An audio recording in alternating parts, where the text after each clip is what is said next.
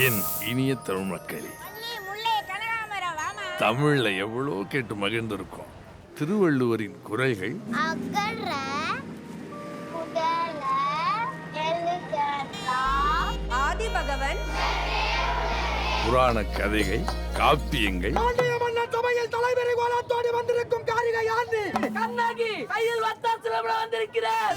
கடலோரமா கேட்கிற காதல் கவிதைகள், ஏன் நம்ம பாட்டி வடை சுட்ட கதையிலிருந்து ஒரு ஊர்ல ஒரு ராஜா இருந்தானோ.